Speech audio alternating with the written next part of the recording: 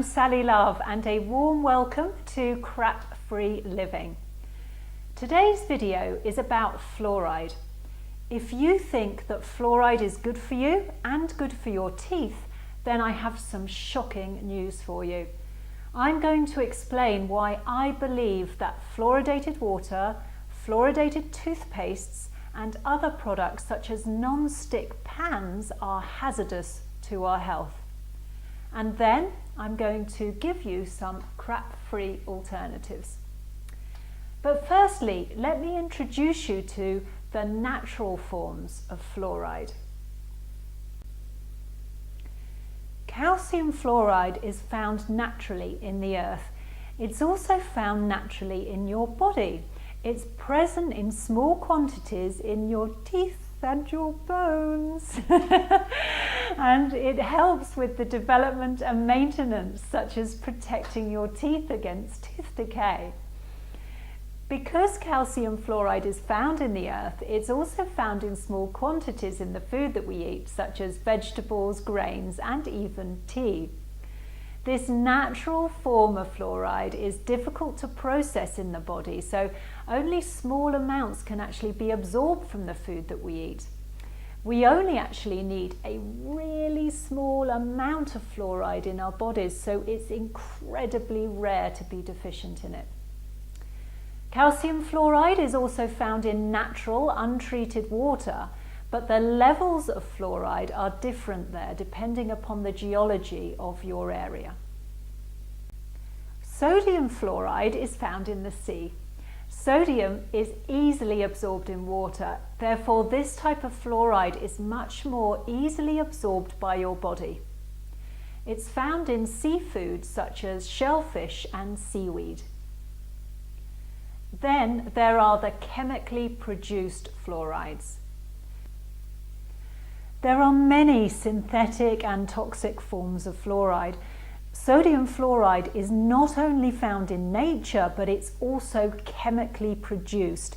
And it's this type of chemically produced fluoride that is found in your toothpaste. It's sometimes added to drinking water as well, but usually they use cheaper forms of synthetic fluorides for this. These types of fluorides are classified as hazardous waste byproducts from the manufacture of phosphate fertilizer. This toxic fluoride is collected from the air pollution control devices from these manufacturing plants and put into your drinking water. If it isn't added to your drinking water, it must be disposed of at hazardous waste facilities.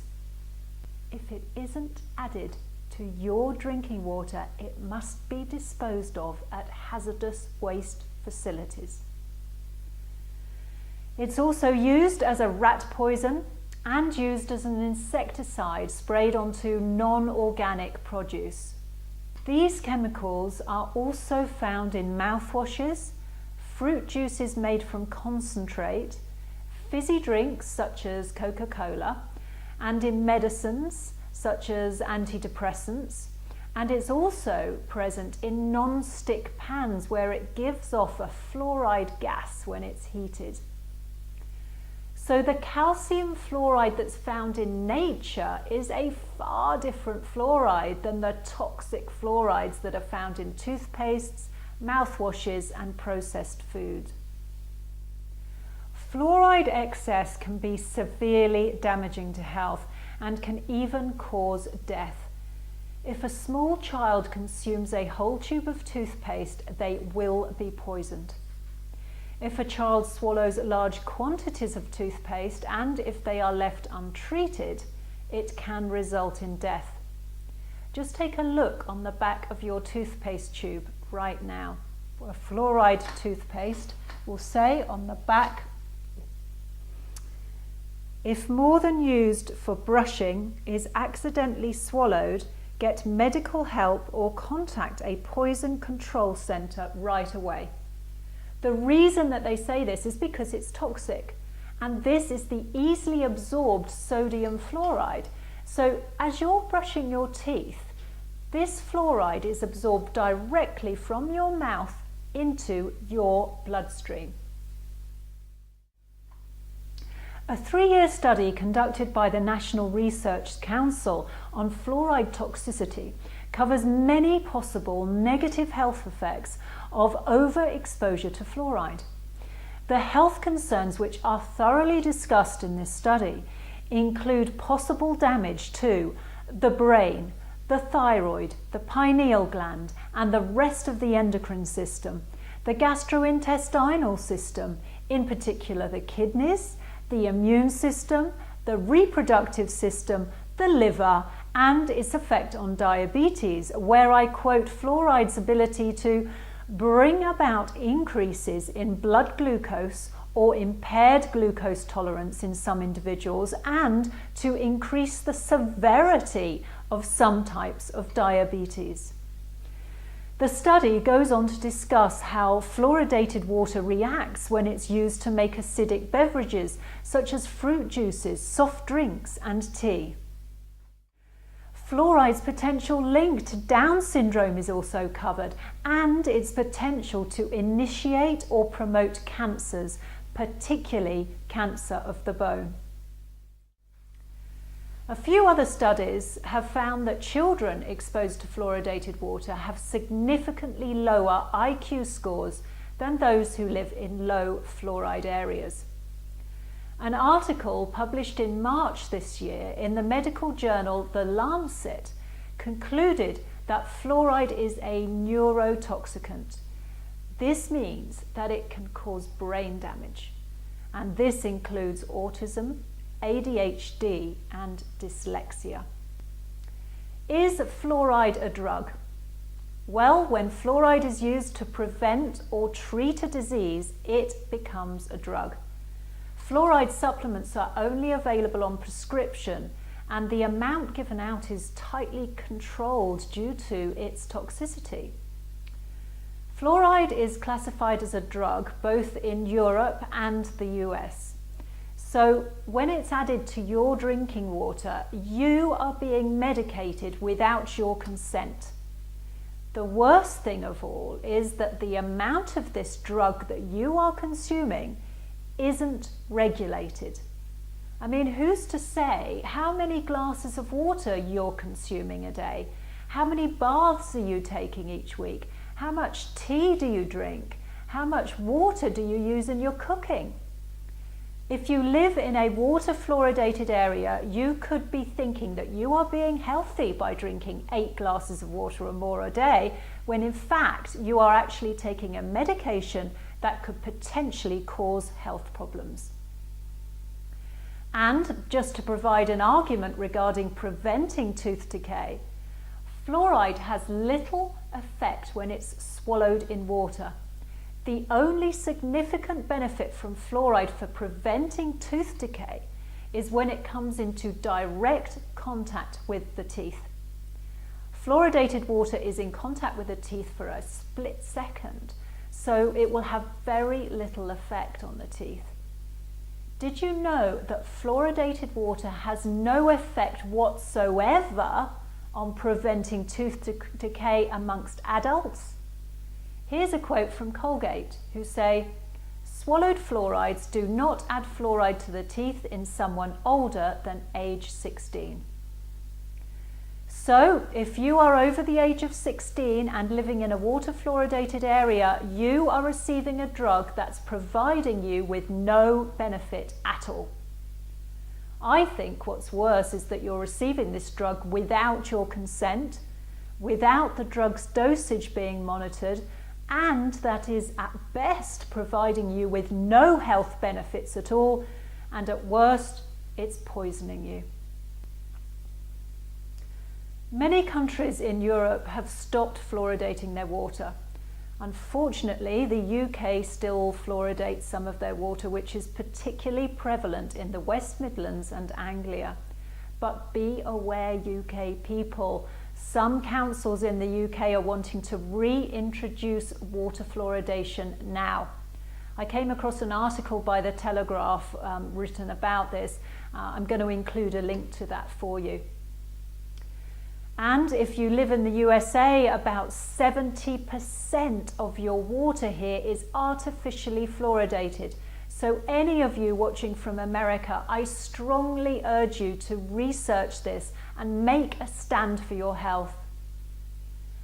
Now here are two quotes from a couple of European countries that I found on a website I highly recommend you visit called fluoridealert.org. I'll include a link to their site for you too. Belgium states, "This water treatment has never been of use in Belgium and will never be, we hope so, into the future. The main reason for that is the fundamental position of the drinking water sector that it is not its task to deliver medicinal treatment to people. This is the sole responsibility of health services." And the Czech Republic. "Since 1993, drinking water has not been treated with fluoride in public water supplies throughout the Czech Republic.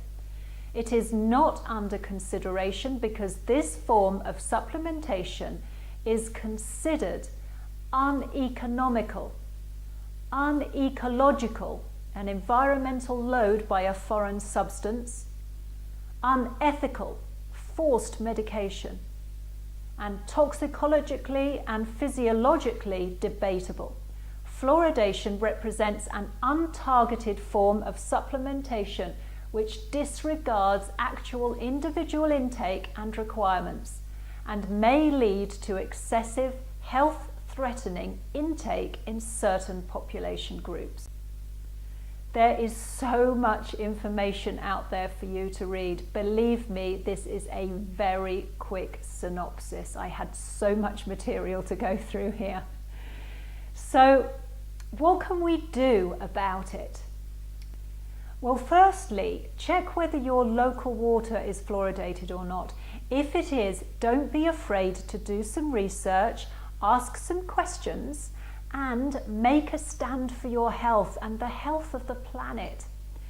Rally support from friends and family and neighbours and see whether you've got any local anti-fluoridation groups in your area.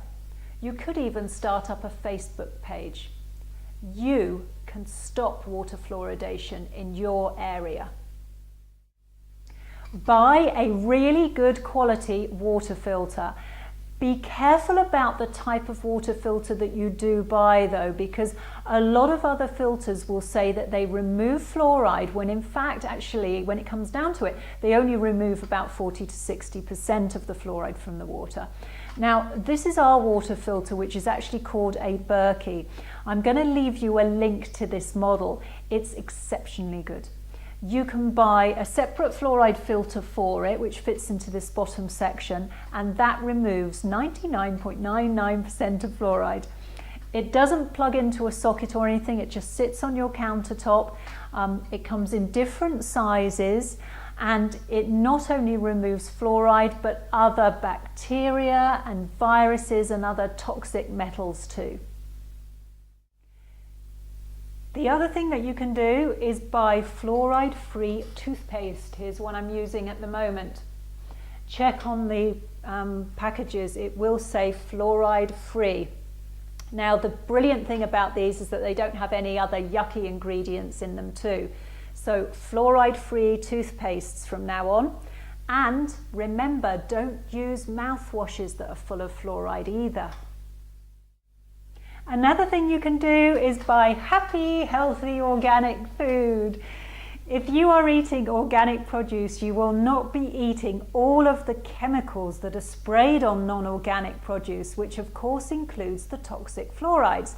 So just put happy, organic food into your body.